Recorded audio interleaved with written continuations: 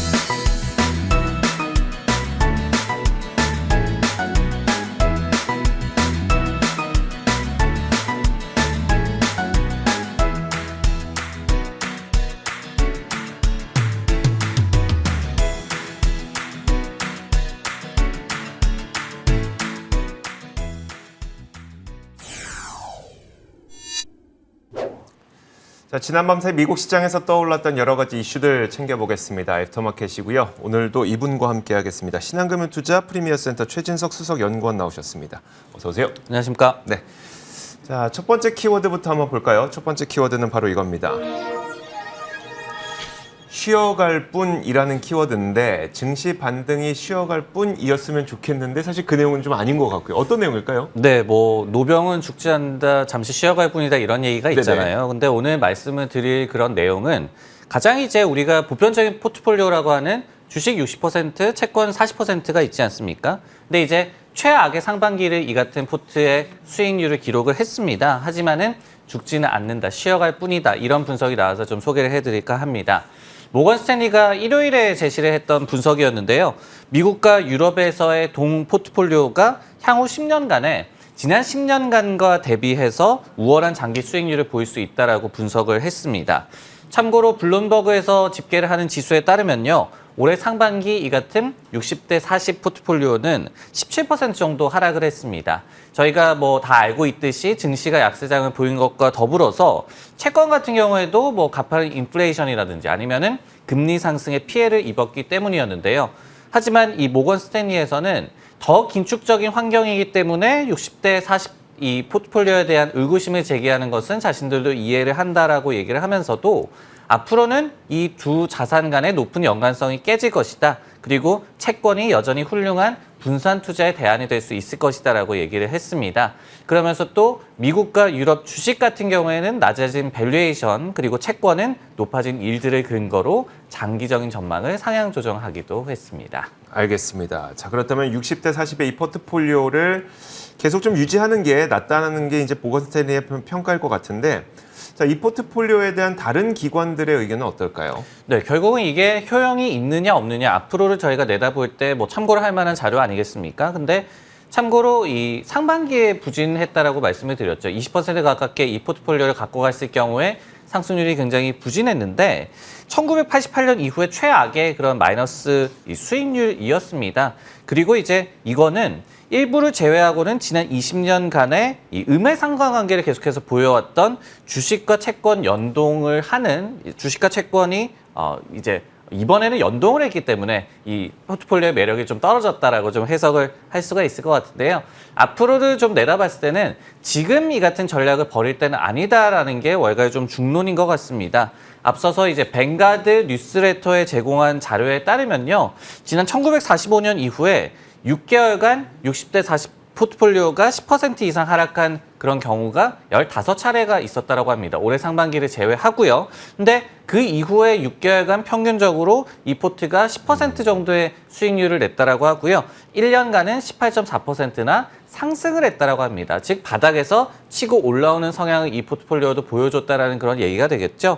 그리고 이제 최근에 다른 또 분석들을 좀 보면요. 경기 침체 공포와도 좀 맞닿아 있는 것 같습니다. 어떤 얘기냐면은 예를 들어서 골드만삭스나 JP모건 같은 기관에서도 나란히 침체 국면에서 이 채권의 수요가 좀 살아날 수 있다. 즉, 이 같은 포트폴리오의 본래 해칭 매력이 살아날 수 있다라고 얘기를 하면서 지금은 뭐 버릴 때는 아니다. 이렇게 얘기하는 기관들이 뭐 모건 스탠리 외에도 좀 많이 있는 것 같습니다. 알겠습니다. 자, 이어서 다음 키워드 한번 볼게요. 다음 두 번째 키워드는 바로 이겁니다.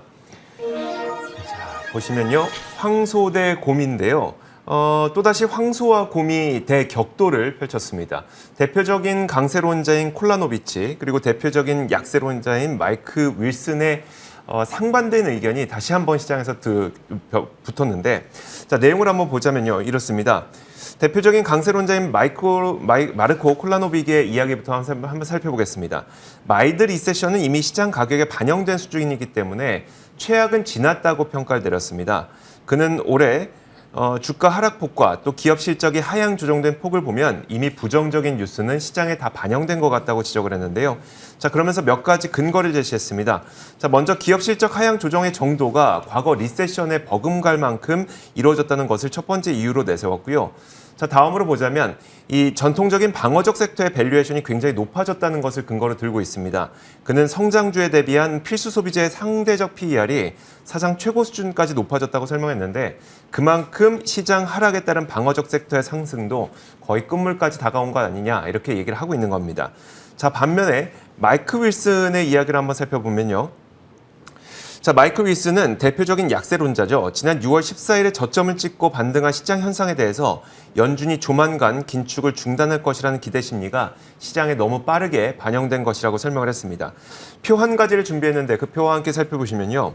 그러면서 연준의 긴축이 중단된 이후에 리세션이 발생했던 과거 사례들을 언급을 했거든요. 지금 표에 보시는 것처럼 연준이 금리를 인상하다가 중간에 살짝 중단하는 경우가 있습니다. 이 중단을 한 이후에 이 리세션이 발생했던 음영 구간을 확인할 수가 있는데, 자, 물론 이번엔 다를 수 있겠지만 연준이 리세션을 피하기 위해서 올해 말에 긴축을 중단할지 여부를 지켜봐야 된다고 설명했습니다. 자, 어쨌든 이제 한 치 앞을 바라볼 수 없다 보니까 강세론자와 약세론자가 계속해서 맞붙고 있다고 보면 될 것 같은데요. 자, 그럼 반등에 대해서, 시장 반등에 대해서 월가에서는 어떻게 바라보는 분위기가 더 많을까요? 네, 일단은 이 모건 스탠리의 의견에 반대하는 쪽을 좀 대변을 해보자면은 결국은 내년쯤에는 연준도 정책이 좀 전환이 될 것이다. 그러면서 이와 맞물려서 증시도 본격적인 추세 반전을 할 것이다. 이렇게 좀 얘기를 하고 있거든요. 예를 들어서 블랙록 같은 경우에도 이날 관련된 좀 분석을 제시를 했는데요. 연준이 결국은 인플레이션 억제보다는 성장 도모를 다시 한번 선택할 것이다라고 얘기를 하면서 과도한 긴축 노선 후에 내년에는 이제 기준금리를 인하할 수 있을 것이다라고 분석을 했습니다.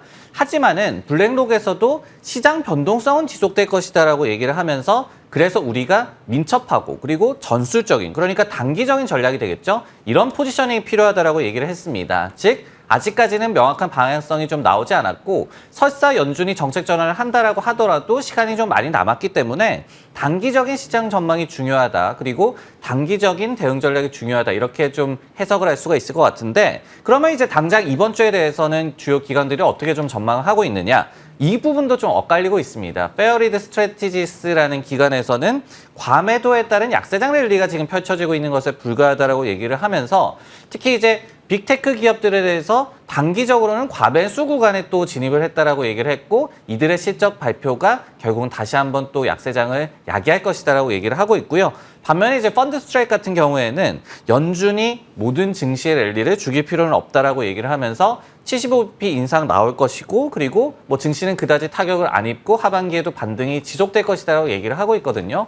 단기 전망이 좀 중요한 시점이기는 한데 단기적으로도 좀 의견들이 엇갈리고 있는 그런 불안한 상황인 것 같습니다. 보통은 우리가 보면 그래도 분위기가 좀 강세론자가 많은 분위기도 있는 반면에 네. 또 약세론자가 많은 분위기도 있는데 지금은 정말 반반으로 엇갈리고 있는 것 같네요. 그러다 보니까 이번 주에 예정된 뭐 실적 발표라든지 그리고 FOMC 회의 결과 여기에다 GDP 발표 이런 것들이 더 중요해지는 그런 시기가 되는 것 같습니다.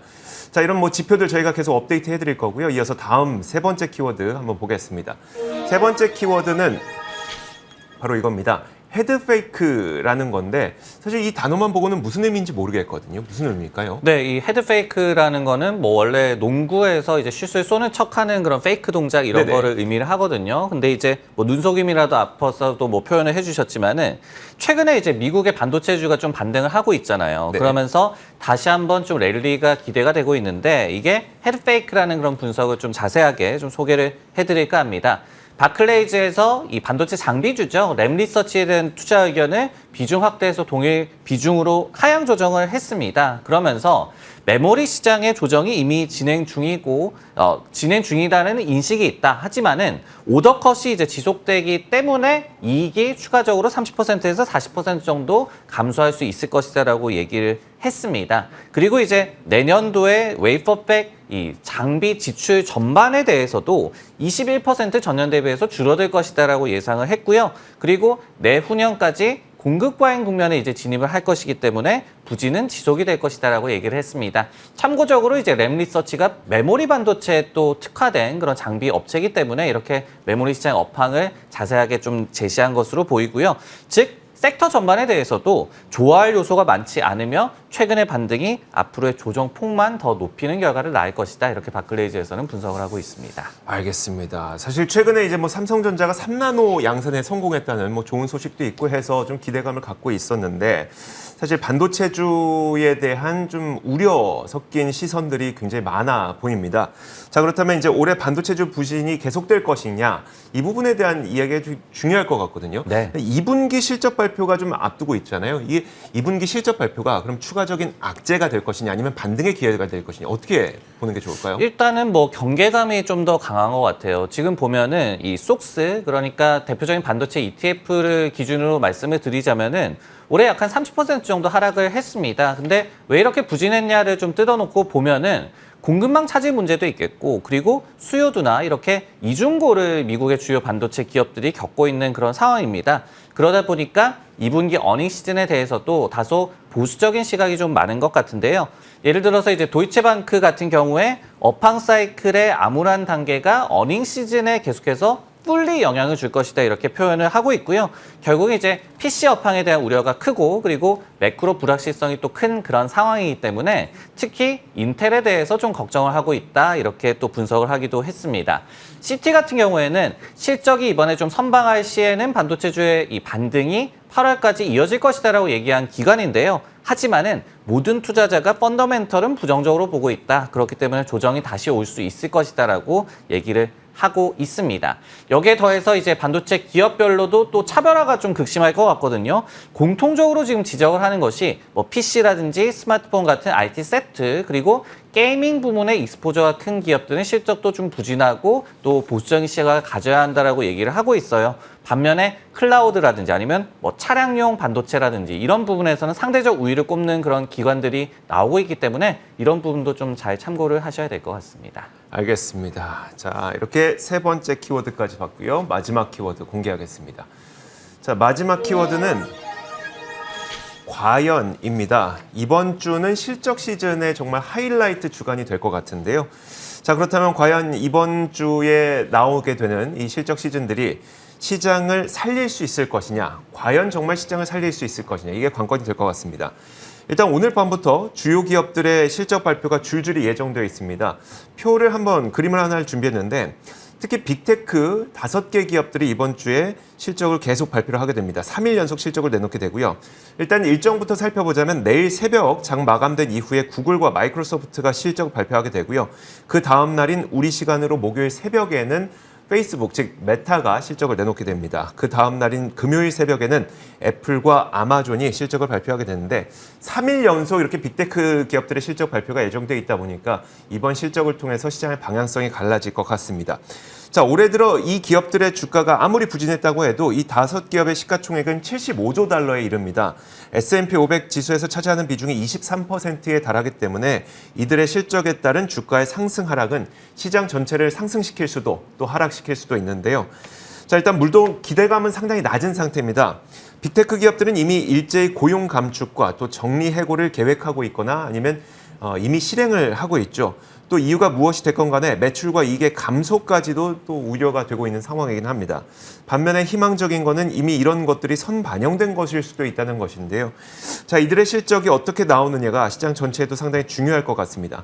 자, 그렇다면 이번 주에 발표하게 될 빅테크 기업들의 실적에 대한 월가의 전망은 어떨까요? 이번 주에 빅테크 5대장이 모두 네. 다 실적을 발표를 그러니까요. 하죠. 물론 이게 어떻게 뭐 비트를 할 것이냐 미스를 할 것이냐 이런 부분은 뭐 우리가 맞출 수는 없겠지만은 전체적인 이제 분위기 그리고 전망을 좀 보면은 역시 좀 좋지는 않은 것 같습니다. 잭스 인베스트먼트의 집계에 따르면요. 2분기에 이 빅테크 5대장 기업들의 EPS가 YY 기준으로 19.1% 감소했을 것으로 예상이 되고 있고요. 매출은 6.2% 성장했을 것으로 예상이 되고 있습니다. 그리고 이제 3분기와 4분기에도 이익은 역성장할 것으로 예상이 되고 있어요. 왜냐면은 뭐 업황에 대한 우려도 물론 있지만은 엽기저도 저희가 또 생각을 해봐야 되거든요. 왜냐면은 작년에 이 빅테크 5대장 기업들의 EPS 성장률이 58%에 달했고 매출도 28.7%나 증가를 했습니다. 팬데믹 때와 비교를 하다 보니까 굉장히 고성장이 나타났던 것인데 이제 와서는 그때와 또 비교를 하려다 보니까 좀 손해를 볼 수밖에 없다. 이 부분도 좀 생각을 해야 될 것 같고 그러면서 이 빅테크 5대장 기업들의 올해 전체 EPS 같은 경우에도 전망치가 7.7% 역성장으로 지금 나오고 있는 상황이고 내년과 내후년 정도가 돼야지 이제 정상 궤도로 진입할 것으로 예상이 되고 있는 그런 상황입니다. 앞서서 이제 말씀을 드렸듯이 뭐 PC라든지 스마트폰 수요 둔화에 대한 우려도 이 기업들이 곤전히 좀 안고 있는 상황이고요. 그리고 뭐 아마존 같은 경우에는 소비에 대한 또 둔화 우려도 안고 있는 상황이고 그리고 여기에 더해서 또 결정적으로 온라인 광고 관련주 알파벳과 메타에 대해서 좀 우려가 큰 것 같습니다. 스냅이 실적도 미스가 났지만은 3분기 가이던스 제시도 포기를 했고 그리고 무엇보다도 지난 5월쯤에 미리 경고를 했지만은 그보다도 나쁜 결과가 나왔기 때문에 굉장히 또 시장의 우려가 컸던 것이거든요. 근데 그 이후에도 뭐 JP모건이라든지 구겐하임 또 모건스탠리 등에서도 이 인터넷 기업들 온라인 광고주에 대해서 이익 추정치를 복수의 그런 사례로 계속해서 하향 조정을 또 해왔기 때문에 이런 알파벳과 메타의 또 광고 매출에 대한 우려도 이번 주에 좀 확인을 할 수가 있을 것 같습니다. 알겠습니다. 워낙 뭐 주가가 많이 올 들어 하락했기 때문에 이런 것들이 다 반영되지 않았을까라는 기대 심리도 있습니다만 어찌됐건 실적에 대한 분위기는 상당히 월가에서도 좀 부정적으로 다소 보수적으로 보고 있다고 보셔야 될 것 같습니다. 자, 그렇다면 여기서 이제 4가지 키워드 다 살펴봤고요. 지금까지 애프터마켓 시간이었습니다. 신한금융투자 프리미어센터 최진석 수석연구원과 함께했습니다. 고맙습니다.